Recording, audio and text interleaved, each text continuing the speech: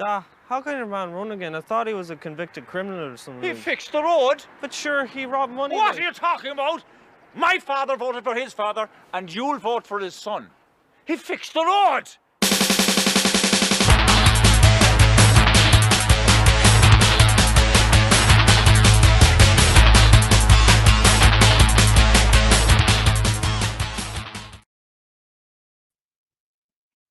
Okay, cool.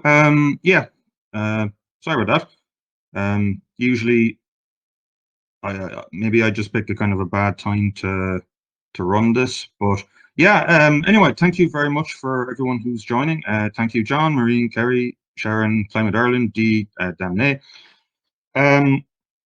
So this is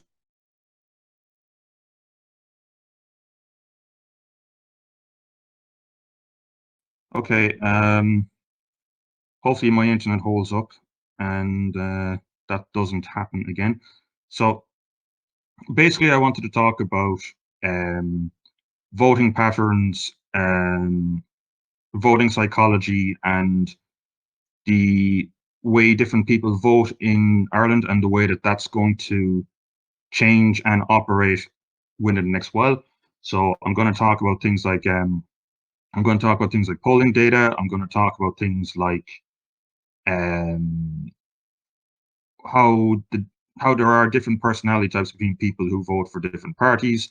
There's there are different clusters, for lack of a better phrase. So you have like a very left-wing cluster. You have a more kind of like rooted down cluster, like your Fianna Fáil and Fine Gael.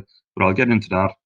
And I want to talk about like how, as things change in the next while, that how people are going to shift from one party into the other.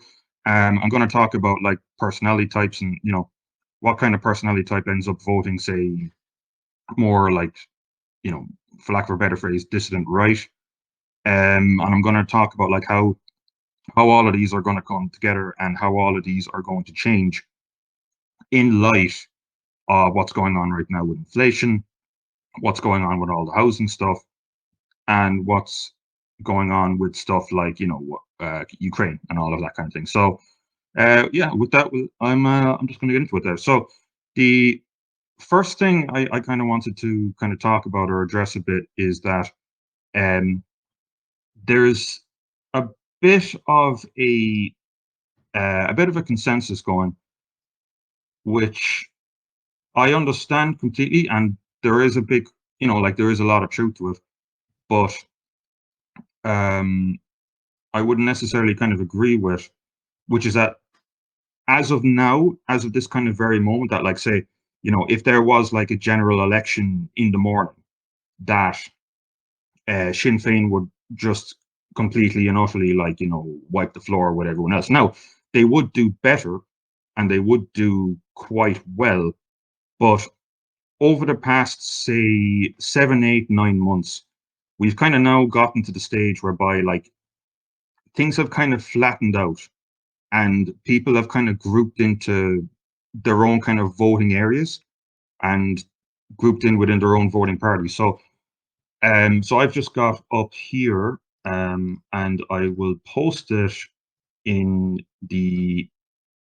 chat below, is Politico.eu. So basically what they do is that they do a poll of polls, and they collect everything for what's going on in Ireland right now, right? And so right now, what you have is Sinn Féin is polling at 34%, Fine Gael is polling at 23%, Fianna Fáil is polling at 17%, and then you get into the various others, and then you get the Green Party at essentially 2% right now. But what's interesting is that essentially the Fianna Fáil and the Fine Gael vote has remained actually quite flat for almost about 9, 10, 11 months. So right now the Fine Gael is on 23%, and back in August of 2021 it was 25%. So despite all the lockdown stuff, despite not being able to get into a pub or whatever, there's still a solid core Fianna Fáil, Fine Gael support. So as I kind of talk through some of this stuff. I'm going to talk about like why that is and how that will kind of change over time. So I'm going to go through like all the different like parties, and I'm going to talk about like um which ones are kind of like where you can see them shifting and where you can see them not shifting, apparently not shifting, and how that's going to work out essentially based on their personality. So we can start with some of the I think we can start with maybe some of the easier parties. I think one of the harder ones, or sorry, yeah, we'll start with the easier ones. So the first thing I wanted to talk about a bit is the fact that like there are 4 or 5 parties right now which they're almost the same kind of party in a sense, even more so than the others, in that they have the same kind of person who votes for them all the time. So those parties are, you know, your Solidarity People Before Profit, your Social Democrats, Green Party, and Labour. Essentially, the people who vote for those parties are, in a sense, the same kind of person. They typically come from a more, so you know, they come from a very more kind of like left, um, socialist, you know, on board with a lot of the kind of, you know, kind of crazy woke kind of LGBT kind of thing, and how they have a certain personality type. So I'm let me just post a couple of things there in the chat. Uh, 1 second. So here is the um, here is the Politico Europe link. So I'm just making sure I posted that in the right place. Yeah, I have. Um, and then the other one I want to talk about is basically to explain it first. There's essentially this this kind of theory or thing in statistics, well, psychology more likely, called the Big Five, right? And the Big Five is a way of measuring out people's personality types. So basically, what you can do with it is that you can split it out into like 5 areas, right? So the 5 areas are like introversion and extroversion. You know, do you get tired talking to people, or are you kind of a, you know, life of the party kind of person? The next area of personality would be something like, you know, neuroticism. So are you a highly agreeable person, or sorry, do you get stressed out a lot, or do you you know, are you calm under pressure? That would be kind of an example of the neuroticism element. Another one is conscientiousness, and you can split out conscientiousness into things like industriousness, you know, like how hardworking are you, how organized are you, and, you know, orderliness, how, you know, clean and presentable, and, you know, how you kind of tolerate disgust and things like that. So those would be 3 elements of it. The fourth one is, and this one is more applicable to say more our group of people, or kind of more dissident people or right wing people, is agreeableness. So, you know, how do you enjoy getting in arguments? Are you go along to get along? Are you able to tolerate like just nonsense or incompetence? Highly disagreeable people are not. Very agreeable people are. And then finally, the last kind of area of that would be openness to experience. So that splits down into 2 different components. That splits down into intellect and actual openness. So intellect is basically, you know, you're open to kind of new ideas. You know, you're interested in kind of reading kind of weird theories, or kind of more unconventional theories. And then another aspect of that openness part is like, you know, you're into kind of strange music, or you're into like, you know, you're into kind of stuff that, like, you know, the average person might go like, you know, maybe what the hell is that? So these 5 components, they're they're not perfect by any means, but they're pretty solid and they're used a lot in political kind of polling and kind of measuring out people's personality types. And there's this guy, I know there, you know, he's an establishment kind of guy in that kind of way, Kevin Cunningham. So he's done stuff on personality kind of measurement in terms of like different political parties and uh, different political groups and how they change over time and all that kind of thing. So I'm basically just going to post a couple of those in the chat there, and I'm going to talk through them. So just bear with me 1 second. I'm going to bring this up, and hopefully you can see it there. So like I said, like I was talking about before, you've got your openness to experience, you've got your conscientiousness, agreeableness, extroversion, and neuroticism. So if you take a look at that kind of personality graph, what you see is essentially, like I was saying before, Solidarity, People Before Profit, Social Democrats, Green Party, a bit to Sinn Féin, but we'll get into that, and Labour. They're essentially the same fucking person. They're hippy dippy, very open to new experiences, very, very low in conscientiousness, so they have kind of low tolerance. They have kind of a high tolerance of disgust. They tend to be very, very, very agreeable people. They tend to be very, very neurotic. They tend to have a disproportionate amount of like mental illnesses and depression compared to, say, your average person. By the way, I want to clarify something here. So these numbers are broken down into the following, and they say this in the article. It's again, I'll post it. It's written in that kind of cheesy far right kind of way, but it is an interesting read all the same. But anyway, the different classification, you can break it down into your main party: Solidarity, Social Democrats, Labour, Green, Sinn Féin, doesn't vote, independent, Fianna Fáil, Fine Gael, don't know, ain't to, and other. And what's grouped into the other is basically, they say in the article, Irish Freedom Party, National Party, Renewa, and whatnot. So, and this is where things get very, very interesting. So, and I'm going to bring in a couple of other things. So I'm going to reference a video by a guy called The Woodlander, where he was talking about the personality type of people who he's been in certain organizations with, who have a kind of a more right-wing view of the world. And it's the same kind of thing kind of cropping up again and again and again. And you can see it here. So that's one thing. So basically, hold on 1 second. Sorry about that. So basically, that sort of left, I don't know what's the best phrase to call it, highly liberalized cluster, whatever you want to call them.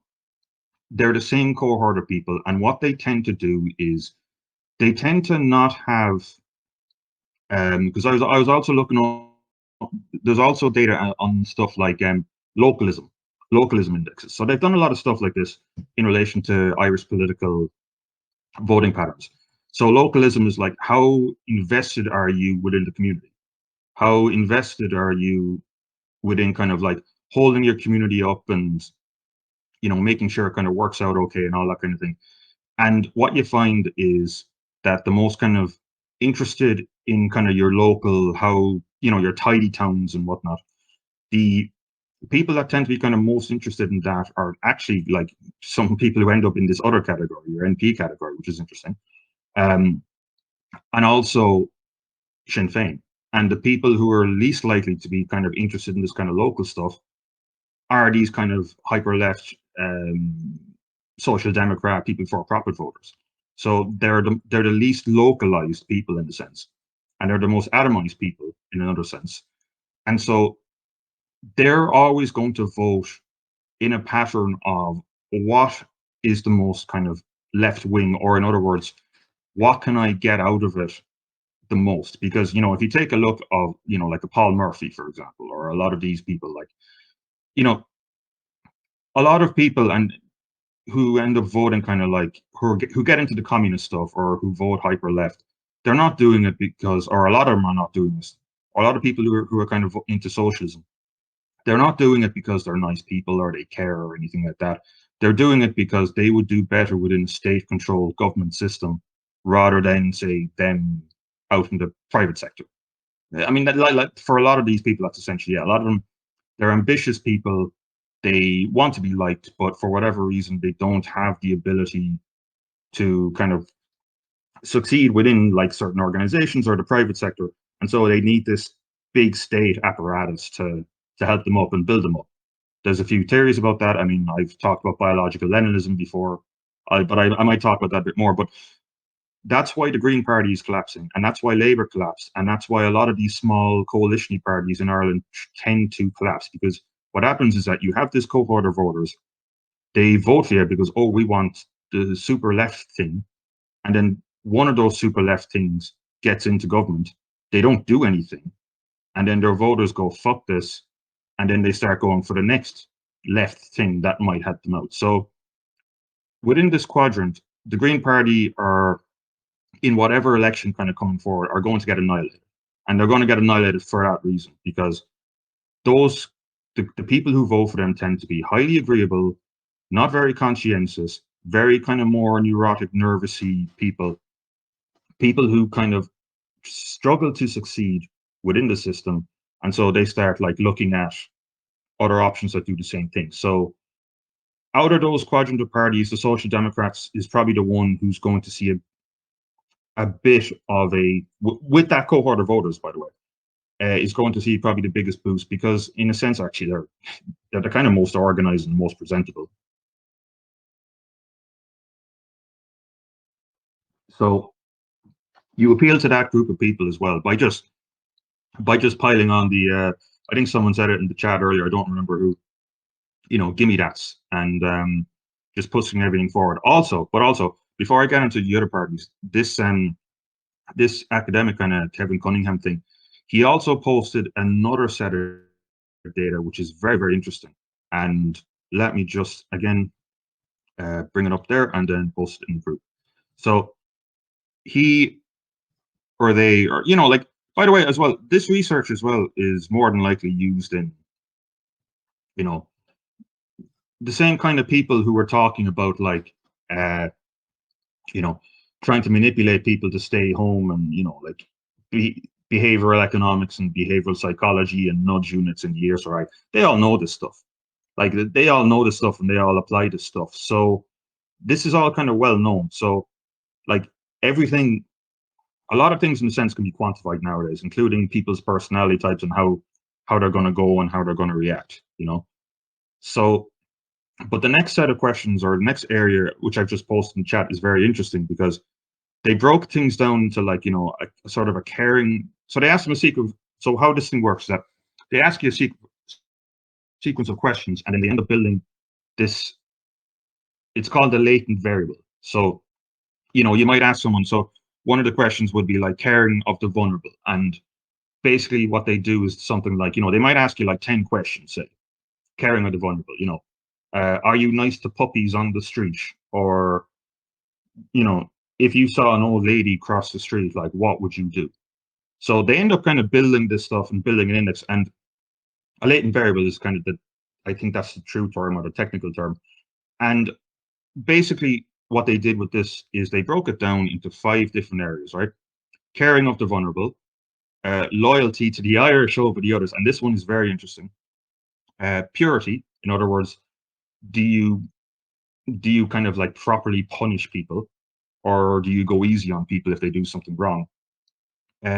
Treating everybody equally, fairness, and giving disadvantaged people kind of like, advantages, authority and respecting authority, and liberty, right? Here's the one that's very, very interesting. If you take a look at the loyalty to the Irish breakdown, which again I posted in chat, you can take a look at it. Those parties that I talked about, that's another aspect of them. They always, like, I'm going to sound like Edward Dutton here, but they have a massive outgroup preference. So they're more likely to express loyalty to groups that are not Irish, which is kind of what you're seeing right now in a lot of ways. They're also less obsessed with punishing people. They fairness, and also, which is interesting, they also score higher on or lower on allowing people to do what they want than dissident people, as you can kind of see there in that graph that I posted. But the loyalty to the Irish one is very, very interesting because the people who score the highest on that are the NP kind of people in the other category, but Aontú people score extremely high as well. And Sinn Féin score pretty highly as well.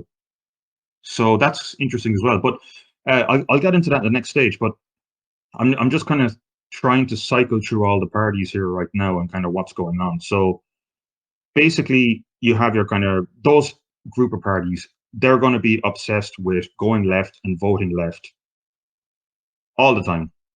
And the cycle is always the same, is that one of their lads gets into government and then they go, they go like, well, you're in government now and nothing has changed. You betrayed us. Let's go to the next party in that like grouping, essentially. And that's also going to impact Sinn Féin as well, but I'll get into that in the next bit. So I'm just going to start moving through all these different parties and different groups. So we've got that.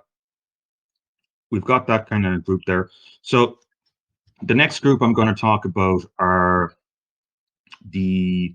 let's talk about Fianna Fáil and Fine Gael. So Fianna Fáil and Fine Gael it's a funny one because in some ways, like those parties are dying out. I know younger people, like I know people who are kind of involved in the whole university politics thing. And university politics, student politics, the Burkean especially, those kind of things, those are extremely important and they're well worth paying attention to. And they're well worth paying attention to because of the fact that, like, student politics tends to be like real world politics, just down the line.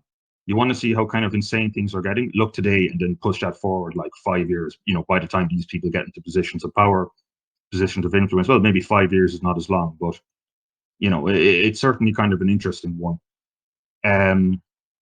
But from what I kind of know or see is that, like, Fine Gael less so, but both parties are kind of like struggling to get those kind of young Fianna Fáil or young Fine Gael members. But that doesn't change the fact that there's still a core support for those two parties. And in terms of those core support, it's mainly kind of older people. I can bring up kind of a number or percentage here. So I have some Red C stuff talking about voter breakdown. So if you take a look at, say, Sinn Féin, right now, 42% of 35 to 54-year-olds will kind of go for Sinn Féin. And then if you get into the 55 plus, it's 22%. But then if you get into, say, Fine Gael, it becomes like 29%.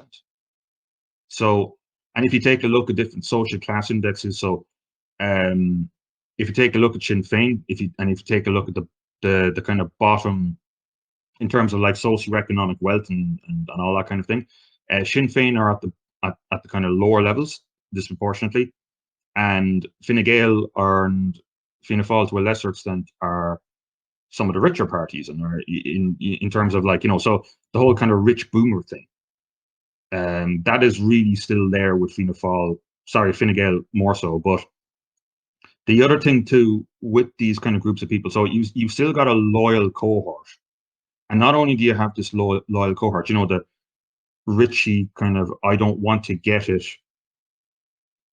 sort of isolated boomery type.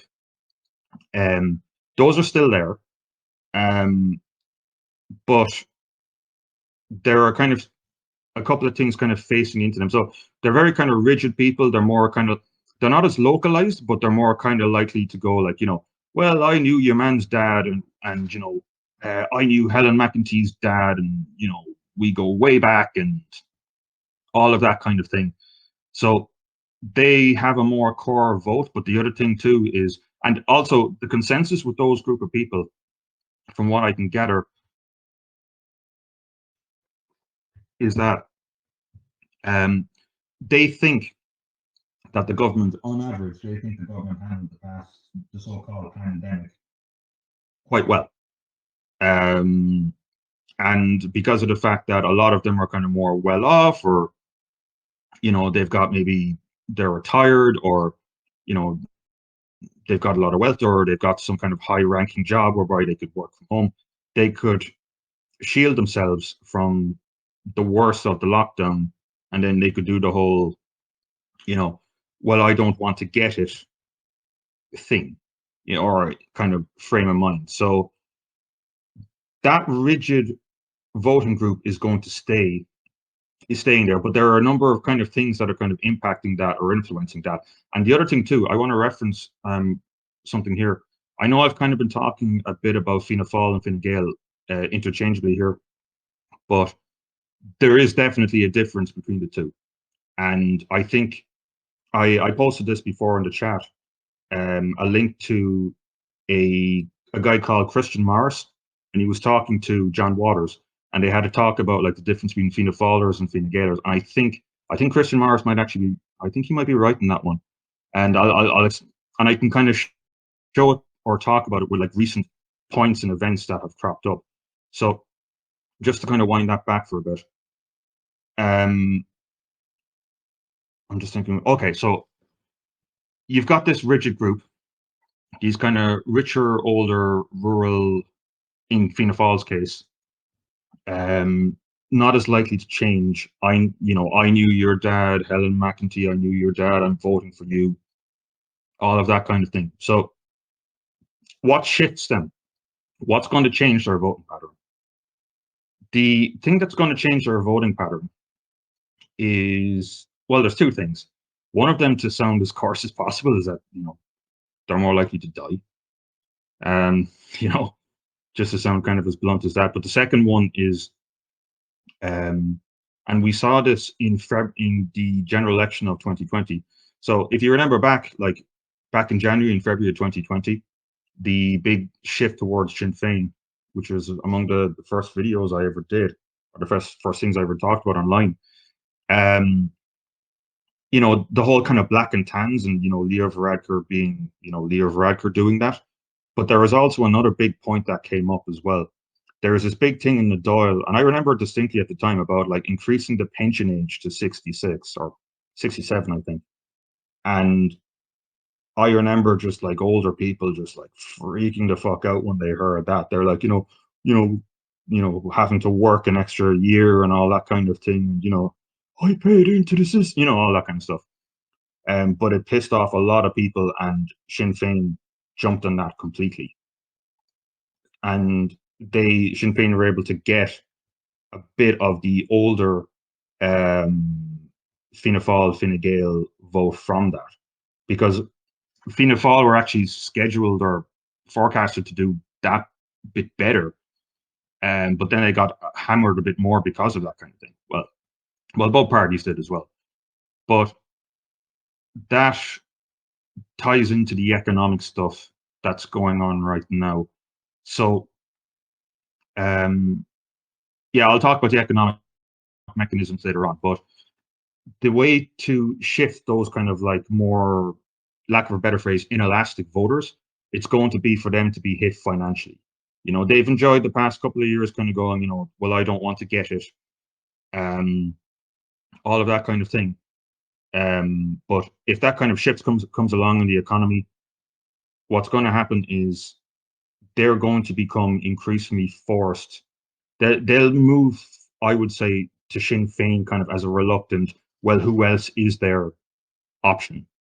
Because with these people, you talk to a lot of these people, and they'll be the first ones to say, like, oh, political correctness gone mad and all that kind of thing. And the left cluster or parties that I was talking about before, they wouldn't really want as much to do with them, but they'll settle kind of reluctantly to some degree on Sinn Féin. And that will happen the more kind of an economic shock that you see, and that's going on right now, the more that those group of people will shift into Sinn Féin. But I'm going off point here, but just to talk about kind of the difference between kind of Fianna Fáil and Fine Gael. There is a more kind of sort of rural conservative kind of thing with Fianna Fáil. I mean, here's the thing, right? If you take a look at the abortion referendum breakdown results per party back in 2018, if it was just Fianna Fáil voters, the abortion referendum would have not passed. The abortion referendum would have failed if only Fianna Fáil voters voted. Yes, I know Martin and whatnot, and the top guys are kind of a bit, I don't need to say it, but a lot of the kind of lower members or just general people like that, they're very different to the kind of main party and the top party. So there's that kind of core. There's that kind of more rural thing in Fianna Fáil. Like once you get into kind of like central Dublin to some degree, or not South County Dublin, like Fianna Fáil tends to fall apart. But there's another component as well. There's another interesting thing that's going on as well, and you can see this. And this will be a nice segue, I think, into the independents. So what the thing is that if you've there's a couple of things that have been happening the past while. So for example, like the Fianna Fáil, and a couple of people have talked about this. I think John Waters and Christian Morris are talking about this, that they're more kind of grassrootsy kind of people, and to some degree they're maybe more wired into what's going on now. Does that mean they're good people, or they're going to do good for anyone here or the country? No, I'm not saying that at all. I'm just saying they're a bit more sharp like that, potentially. I mean, like, for example, like take about a week and a bit ago, Willie O'D directly challenged Martin on the WHO pandemic treaty. You'd never see that in Fine Gael. You wouldn't. Or another one was Joe Blogg, guy who comments here, a very good commentator, or whatever you want to call it, shared a couple of articles talking about the fact that here it is. It's a Fianna Fáil councillor, John Francis Flynn, councillor, and this guy, Councillor Flynn, he said that, this is from the Sunday World, said that a number of people, including families in the Mid-Kerry area who have been served notices to quit, is out of control, and that he receives phone calls daily from those who receive such notices. He's talking about notices in terms of people getting kicked out because Ukrainians were coming in. So to follow on from that, he said, "I've had landlords of them asking me how much it's worth to them to house Ukrainians. There's this expectation it's going to be worth massive money. This money, the worry I have is that landlords know that in a couple of months' time, hotels will want their rooms back. Hotels currently hosting refugees. That's where they're getting ready for, in my view. The message needs to go out from the Kerry County Council that our number one priority is to protect Irish families first and make sure they're not evicted," he said. You won't see that really in Fine Gael. I haven't seen any stuff like that in Fine Gael. There is that little bit of or even, again, like I said, I'm just to clarify, I'm not, these people have disgraced themselves over the past God knows how long, but there is that little thing there, and we have seen it over the past 2 and a bit years, whether it's people like kind of a Willie O'D or whatever, like they're more wired in, and or even things like, Philip Dwyer is a good example of this. Timmy Dooley, well, I'll give an example. Charlie Flanagan and Timmy Dooley. Philip Dwyer approached Charlie Flanagan, and Charlie Flanagan ran away. Philip Dwyer approached Timmy Dooley. Timmy Dooley talked with him for 20 minutes. By the way, just to sidetrack a little bit, or to sidestep a little bit on the Fine Gael thing, the Fine Gael guys, I'm convinced, are getting coached to avoid those kind of confrontations. And in particular, I think Philip Dwyer's ended up on a list that if he approaches you, you just walk away. There was a clip whereby he got talking to Jerry Buttermore, and he shakes Jerry's hands, and Jerry comes in, hi, how are you? You kind of, all kind of politician, convivial and friendly, and then Philip launches into the the whole kind of vaccine adverse reaction thing, and then basically Jerry just goes, "Oh, okay," and just walks away just completely. Like the I'm convinced that the Fine Gael guys have just been like completely coached into just avoiding that.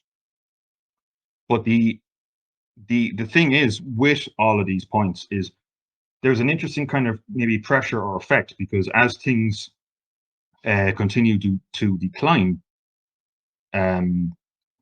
you will see these kind of like bubbles or balloons being sent out, or these points being sent out or said. And in particular, I've talked about this before, in terms of Fianna Fáil, Martin does not have as good of a control as his party as, well, again, I've talked about this before. I think Coveney has the real control behind the Fine Gael party, not Varadkar. I mean, Varadkar is mediocre to say the least. But that lack of control, and that kind of split, because like, if you're a kind of a clued in, kind of competent in some ways politician, like say a Willie O'D, and like, I know people might say, "What the fuck are you saying? He's competent," but some of those guys, they're kind of seasoned guys, and they know what they're doing. That's the reason they've kind of survived so long.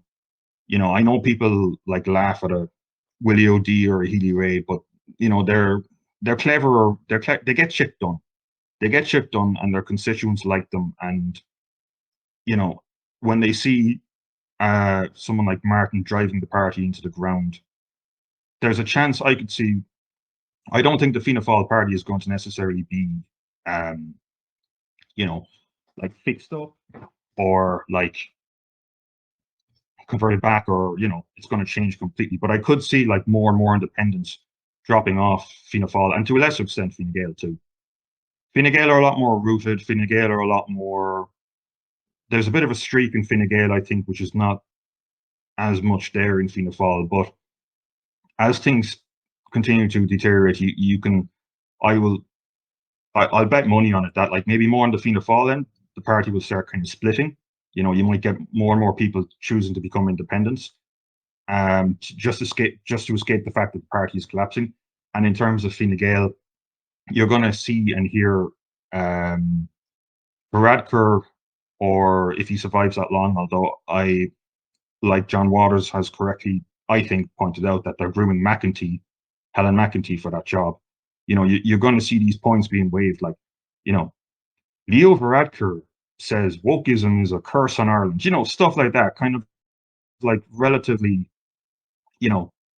like lightweight stuff. And it's going to be an attempt to kind of go, hey, you don't want to go for those extreme, evil, far right people, but we acknowledge your points. You're worried about immigration. Okay, well, some point about wokeism or whatever, like, and then they'll be like, oh my God, did Varadkar say something non-politically correct? That's how they're kind of, and that's how they're going to kind of wire it or kind of frame it. But in terms of that group, it's basically kind of like older people, more kind of to some degree involved with their communities, people who think that, who overly support, like, or overall support what's happened over the past couple of years. But once they start to get hit financially, that's when the support for those parties is essentially going to start deteriorating. So that's that group. And then the next group is, the next group I can talk about is the independents. So I'll leave Sinn Féin for last, because Sinn Féin are by far, they're both the most important one, and they're both actually the most complex one. So, so yeah, we'll talk about the independents in a sec. So, with the independents are very important to watch, I think, in general, and the independents are important to watch because if you're to survive as an independent, you have to be better at your job than your average politician. Because if you're, say, Helen McEntee, and you've got the whole, oh, your dad, sorry about that. and you've got this big party machine behind you, and you've got RTE and Montrose, a Montrose candidate, and all that kind of thing behind you, you're going to have a much easier time with it. If you're an independent, you're kind of on your own. You're kind of on your own, and you've got less of a name behind you, and you've got less. I know like Manny McGrath and people like that have a previous Fianna Fáil connection, but you've got less of a name for yourself, and you have to get shit done. You have to make you're more likely, or you have to make sure that your constituents are happy. And that's the other thing too. When I was talking about the kind of localism stuff, one actual consequence and thing that's happening right now is because of more economic activities being focused up in Dublin, the whole kind of rural politics, know your politician connection is starting to decline and die down because more people are moving in and out. They don't know the area as much, and they kind of become more ideological, essentially. So with that, the independents are, if you see them kind of raise something in the Dáil, they do it because they kind of have to. They do it because they have to be kind of better at their jobs in that way. And they're a good indicator, or they're a good kind of like litmus of kind of future issues or future problems. So again, if Manny McGrath is talking about the WHO pandemic treaty, then and I've kind of heard it among people myself, like talking about this thing, then that's something that's circulating. That's something that these guys are good at picking up that stuff, and these guys are good at kind of bringing it forward. So there's a couple of things like that. I've said this before, like Niall Boylan is another example.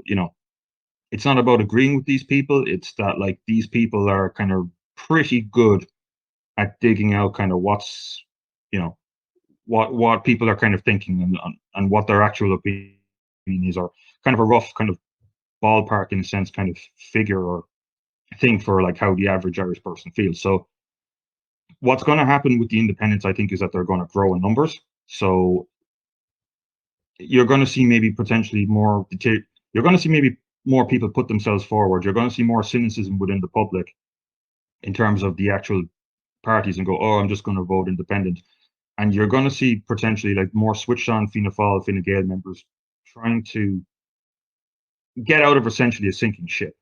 And they're going to try and go independent to some degree as well. I mean, you saw this with someone like Verona Murphy as well. So in that way, like the independents are going to become bigger and bigger, and the whole thing is going to become more fractured. So actually, with that, I'll talk about maybe Sinn Féin first, and then I'll talk about, say, maybe the mood of the country, and then like where some of the kind of more like the National Party and all that kind of thing come into it. So just 1 second, folks. So Sinn Féin. Sinn Féin are a weird mix. Obviously, their leading senior members have, a lot of them have been kicked out, and you're just kind of left with kind of the woke stuff. They're very, very kind of progressive on, global homo, on board with everything. But at the same time, a lot of the kind of base Sinn Féin supporters are normal working class people, kind of, not to sound kind of patronizing, kind of, it's called like low information voters.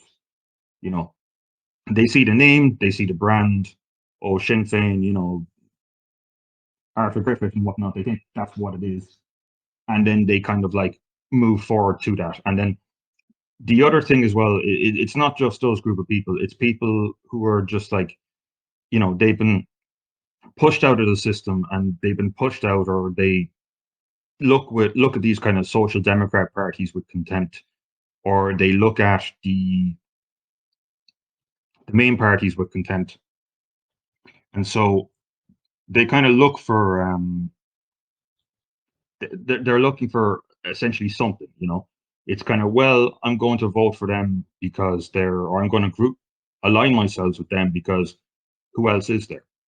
So that's created a number of interesting pressure points, I would say, on Sinn Féin. So one of the pressure points is that, like, I've like I know kind of a couple of people who are into the kind of like, local politics, kind of Sinn Féin on a base level kind of thing.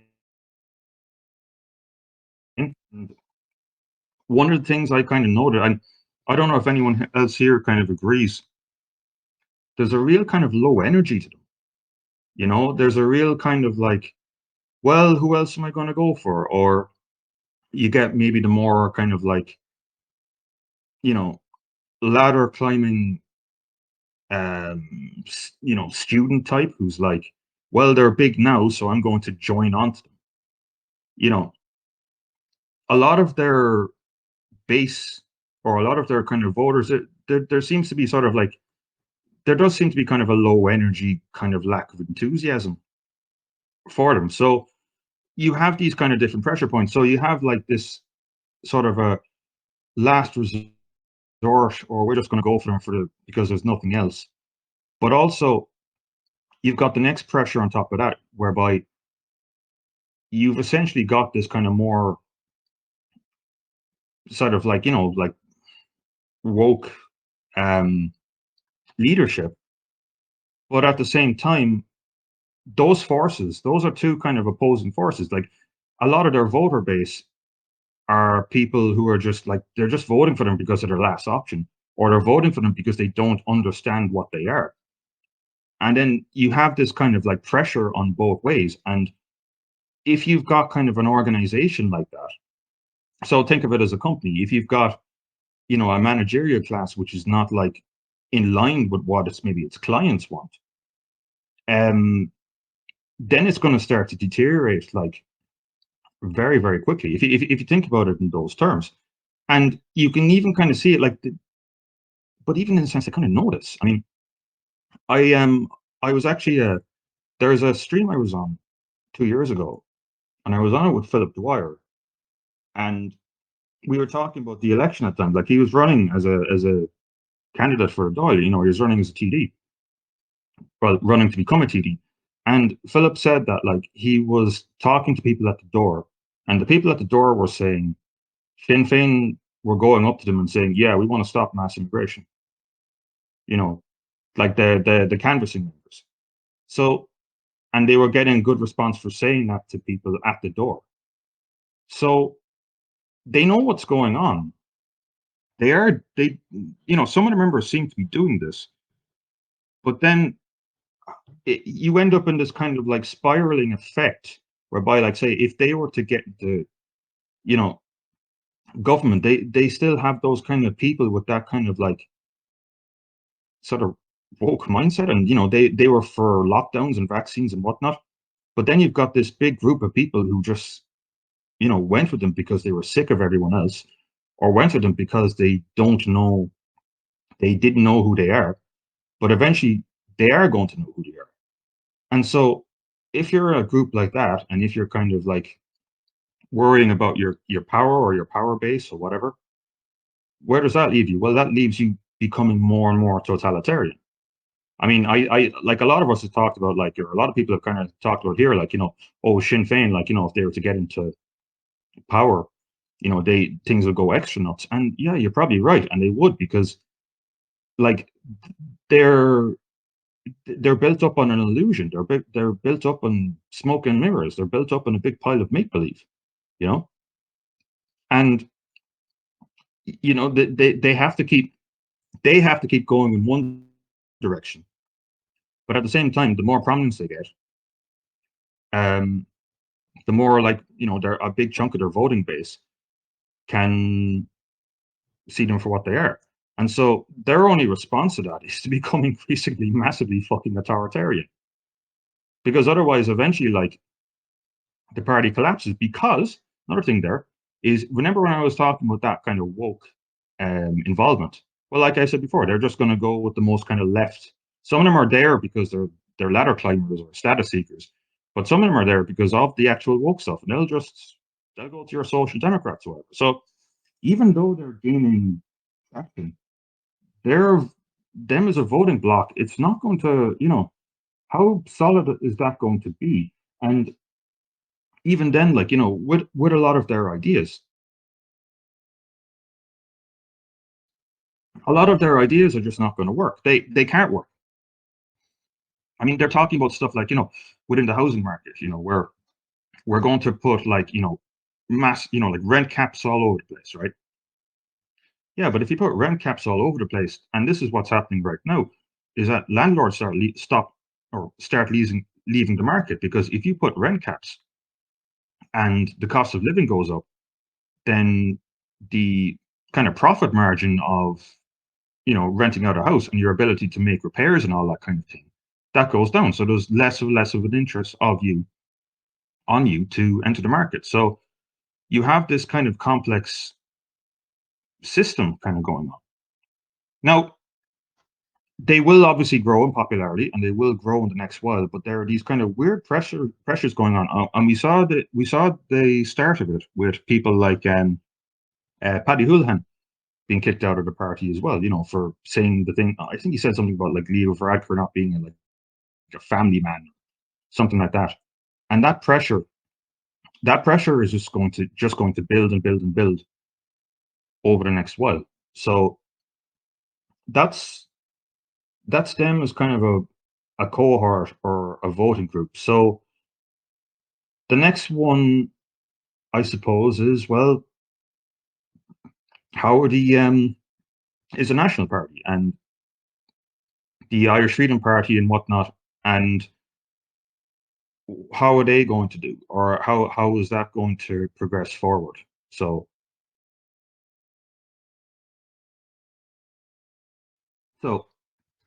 with that, you need to ask yourself the question, or people need to ask themselves the question: why do people vote for certain parties? Why do people vote? Why do people vote in the first place, right? Why do people vote? Why do people do the things that they do? Do people think that they're going to change things if they vote? Uh, Well, maybe the answer to that, actually, to a big degree, is no. Um, so I'll give an example. Why do people vote? Why do people talk about? A lot of people talk about democracy. It sounds fair, right? Never really, you know. But if you go back, say, God knows how many years, when was the last time a general election like made things better? I don't think anyone could make a positive answer to that unless you go back like multiple years and multiple decades, right? So people, a big appeal of voting for people is the same reason you it appeals to you to like buy a lottery ticket. You know you're not going to win the lottery, but when you buy the ticket, you kind of feel like, oh, I got my ticket and I'm going to buy my island. I'm going to buy my island and I'm going to sit on you know a chair on the beach and I'm going to drink cocktails all day. That kind of way. And the same thing with voting. It's kind of like, oh, I'm going to I'm changing it. I'm changing the system. I'm feeling powerful. I'm making a difference. I'm making my life better. So when you look at that, like, a lot of voting is a lot of people just like, they want to feel good about themselves. And this is relevant, by the way. Like, I am going somewhere with this. Um, they want to feel good about themselves. They want to go to the guy in the pub, and or their friends in the pub, and go, yeah, yeah, I voted for such and such a person, and they'll talk about it, and they'll feel good about themselves, and that's kind of it.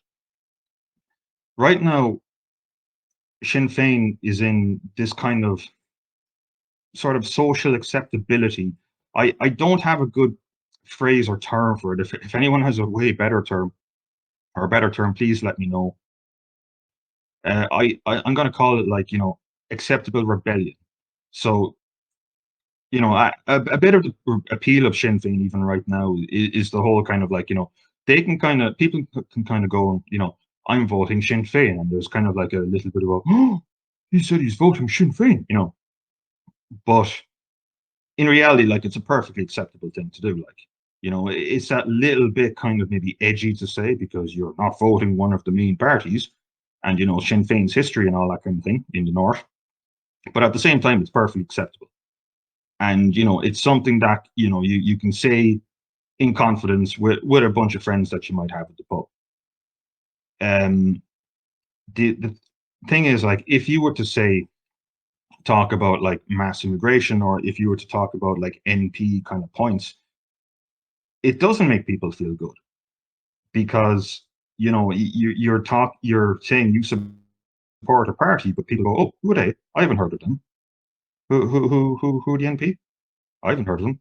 Oh, oh, those are the far right people, and people don't feel good about that, and they don't kind of go for it. So, like, the reason I kind of say this is that it is a big kind of component of voting, and it it is something that needs to be kind of looked at. So, I'm sure that, like, if there's any kind of people who've, you know, maybe canvassed for an NP thing, or people here, I'm sure you've had the effect of, like, you'll talk to people on the doorstep, and you'll get on just fine with them, and you'll say a kind of a generic boring point, or at least it was generic and boring like 10 years ago, that, like, uh, I don't want I don't mind immigrants, but I don't want mass immigration, and you'll get like a really positive response, because I've spoken like that to people, and nothing has happened to me. Like, in fact, I've gotten a good response out of it. I mean, that's another thing too. That's one thing maybe that kind of irritates me a little bit with some people kind of online. Like, a lot of the points that in our area that we think are actually boring as fuck, but you need to phrase them correctly. And if you don't phrase them correctly, people look at you like you've got a number of, 500 heads, more than one head or whatever. So, I mean, something like immigration, uh, if you said to, 80% of Irish people, if you said something like, look, uh, country is being run down, uh, I'm not sure, do we have enough hospital beds or houses or whatever? Maybe we should just, like, look after, people in the area, and just, work on that basis. 80% of people would agree with you, maybe even more, actually probably more than that. But, if you start talking about, certain people, or certain groups of people, let's just say, no one will take you seriously, because it's not socially acceptable. It doesn't make people feel good, right? So, which brings in the kind of more kind of dissidenty kind of stuff. Um, so there there there's two kind of components to this, or there's two parts to this. So, like I kind of said, you have to kind of look at, personality types, who kind of goes into certain groups, and who kind of goes into certain parties. And this is where, I was talking about the Woodlanders video earlier. The people who end up in dissident right politics tend to be, a lot of the time, disagreeable assholes, and I include myself in that, right? And the Woodlander kind of said the same thing, because the Woodlander, he's very interesting, but he was talking about, like, he's been involved with all these kind of, like, right wing kind of conservative organizations, like, all the way up and down. And he said, like, it's the same kind of person that kind of comes up in these organizations. It's very disagreeable people, very kind of loyal people, very kind of conscientious people, very kind of, like, come from different strands of life, kind of slightly open to new experiences, all that kind of thing.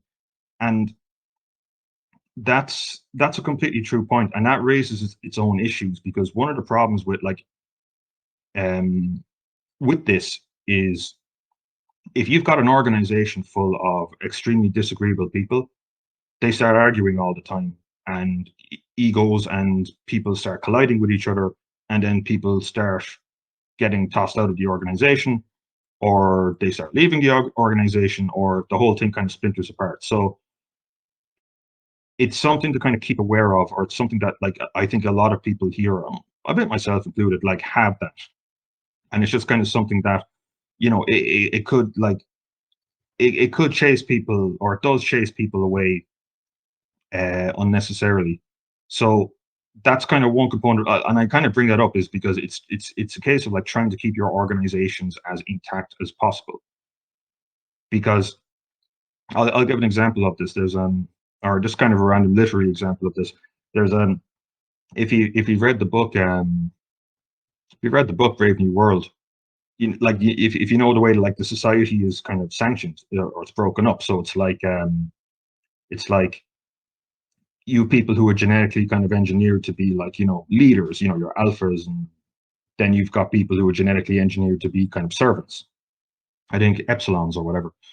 But someone asks the director at one point in the book, like, why isn't everyone in the society made to be a leader or an alpha or whatever? And the director answers, because those societies just burn down and collapse because everyone wants to be a leader.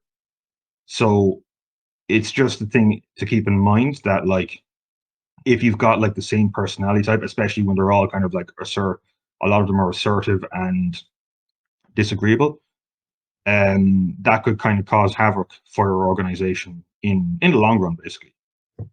But where does that kind of leave people voting or moving towards voting, or taking an interest, say, in something like an organization like an NP or an Irish Freedom Party?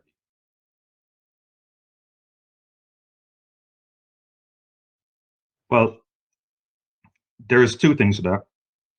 First one is, I'm going to sound a bit blackpilling here, but I'm going to say it.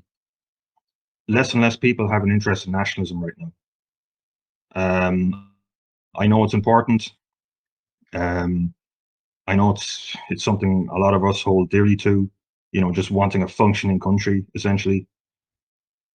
But people don't really care about, or people are less likely to care about that right now.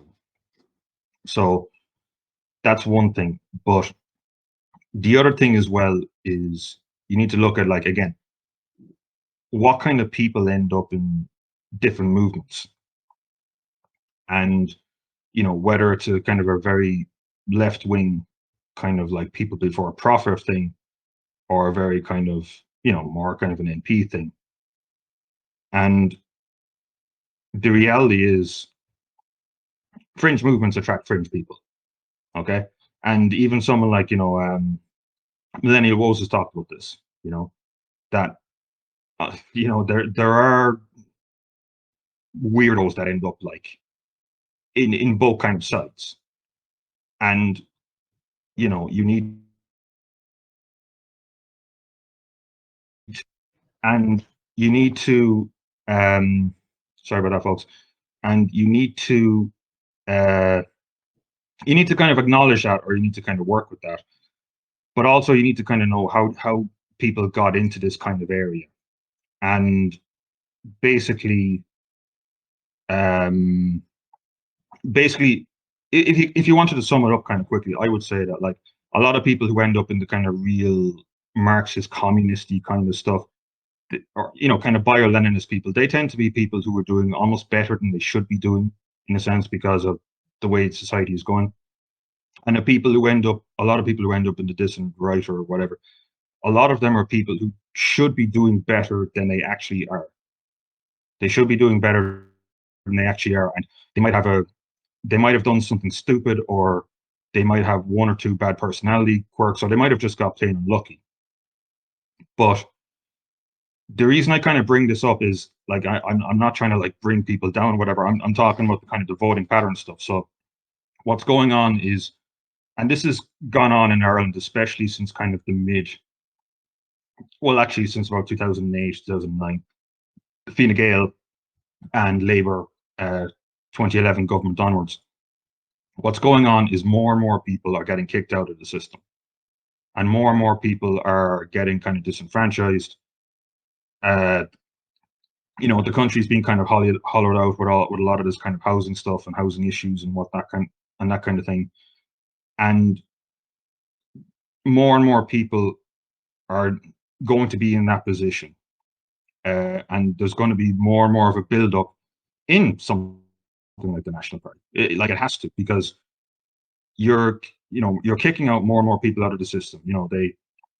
And the system right now increasingly is just like, it really is fucking people up. I mean, like, if you're kind of one of these, like, I mean, I remember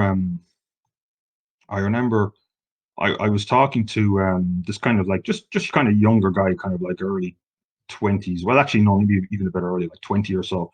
And he was talking about, like, when he got out of like when he got out of like secondary school, I think there was like one lad in his class who's like, transitioning. And if anyone was to make fun of that or kind of openly talk about it, like they could get an immediate suspension. You know, this is the absolute fucking insanity that like younger people, like even someone like me, like I mean, it was bad when I was there, but it wasn't that fucking bad, you know. And so you're just increasingly like having this kind of system which is just ruining people, and then this cohort, like I said before, is just going to grow and grow and grow. Now, like I said before, on one hand, the nationalism as a kind of a shelling point is not really there, but that doesn't mean it won't be there in the future, and that doesn't mean it can't become kind of like an example that you lead on. So you know it, help other people out, get talking to other people, build your communities, that kind of thing, and that group will grow and grow and grow. Now, that group will be the reaction to that group will be like a Fianna Fáil or Fine Gael or a Radker kind of like putting in the kind of lighter, well, the woke stuff has gone crazy. That's going to that's kind of going to build on that, or that's going to kind of add to that. But once you start seeing that kind of stuff, this is coming. They're because they are bothered about this stuff. They are scared about this stuff. But once you start seeing more and more of the Fianna Fáil, Fine Gael kind of guys coming out with like, huh, look at that woke silliness, then that's a big signal right there. So that's kind of it. So I've been running here just over an hour. So how many people do I have? How many people are here? Class, 28 people, class, brilliant. I just want to finish up with one more point, and again, like, thank you for listening. I hope I haven't kind of rambled too much, but the last point I kind of want to bring up is just the mechanism and how this is more than likely, or a big mechanism of how this is going to happen. One of them is economic. Another one is adverse reactions to the vaccine. But I mean, you're hearing this kind of stuff about monkeypox, but I'll stick with the economic stuff because I think this is kind of potentially how it might start to unravel. So you have, according to this kind of recent Sunday Business Post poll about people's savings and people's like economic outlooks on the future, about 50% of people are dipping into their savings right now to make ends meet, and about 85% of people think there is no, don't see things working out positively in the kind of medium run, right?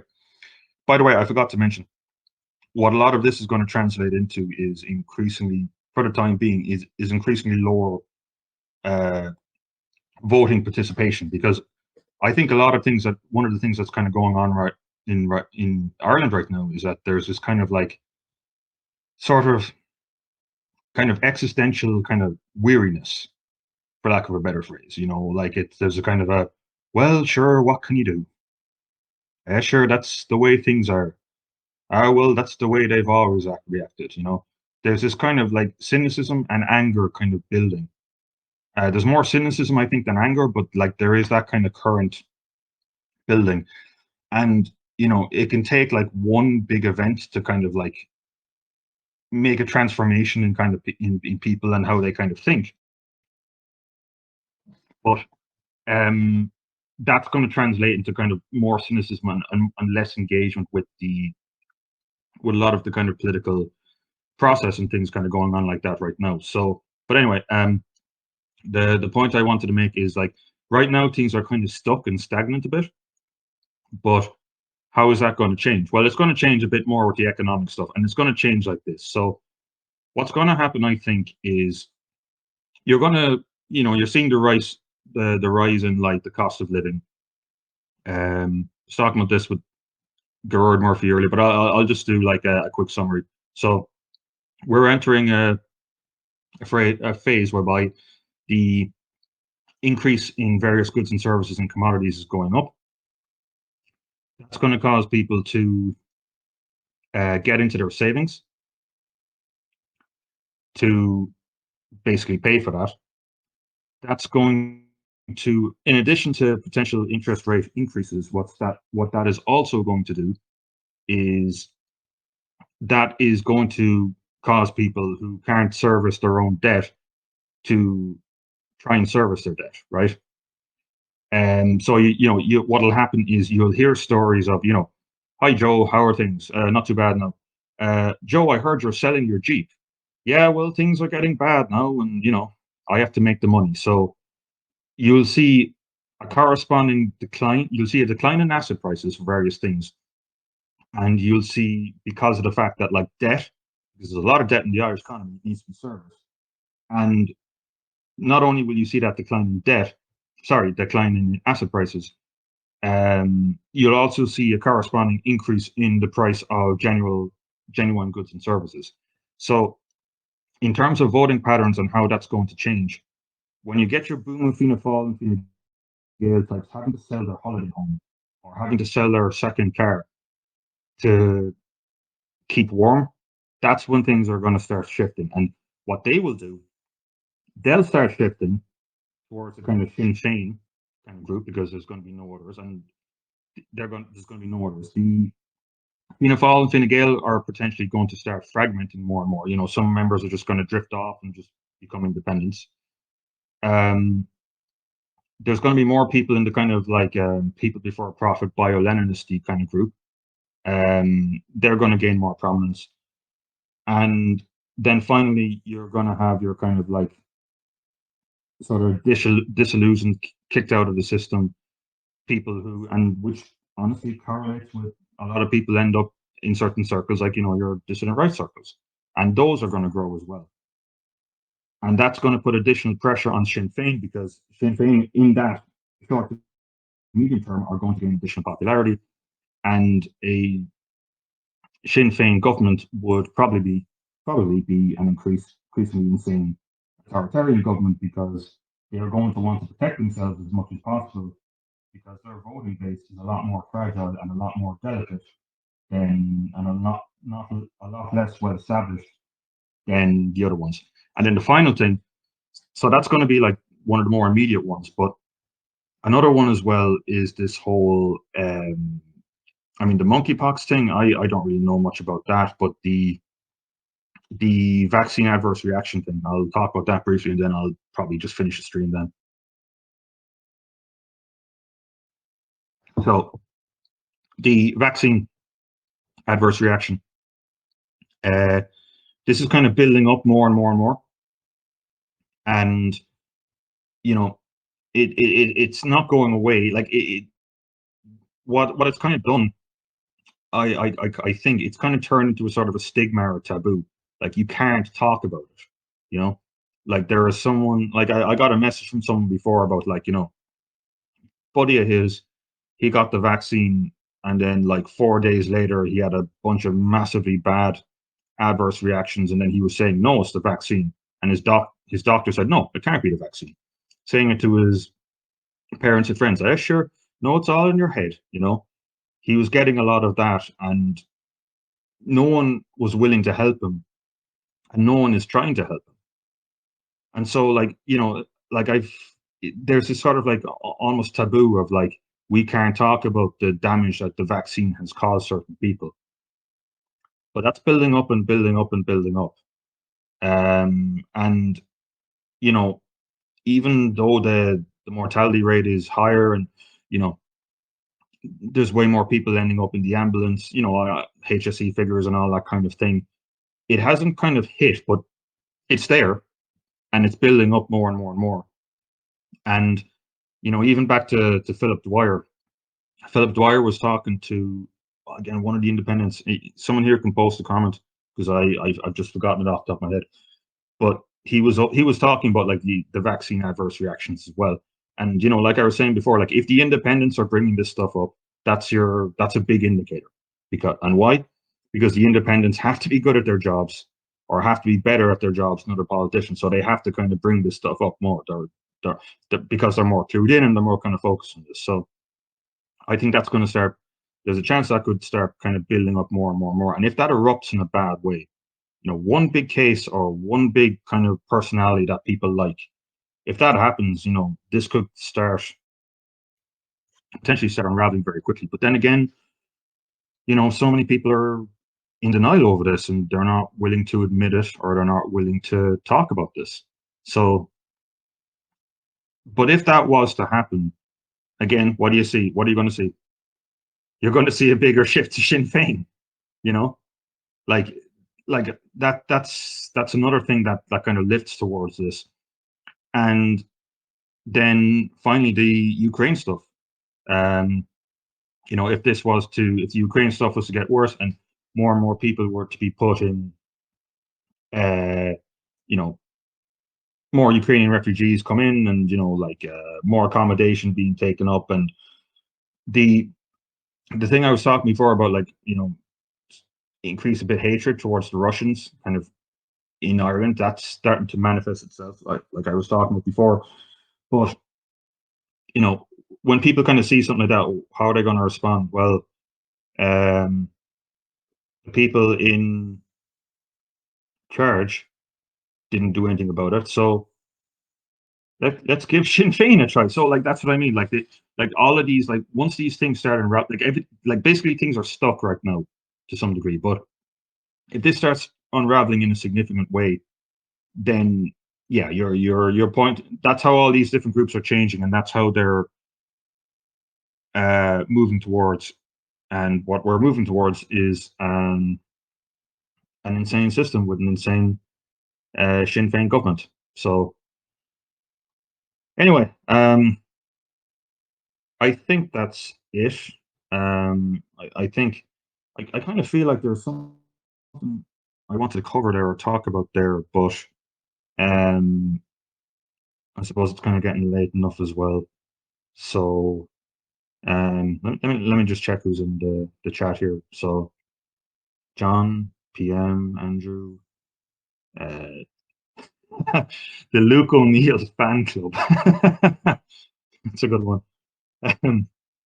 Terry, Orlera, Don, Michael, Mars Bears, Alison Wonderland, Chris, Dave, Reb Irish, Kyle Reese, Armando Pantoja. Hope I'm pronouncing that right. If you're not, But yeah, I think that's it. I'll post the links to a lot of this stuff kind of later on.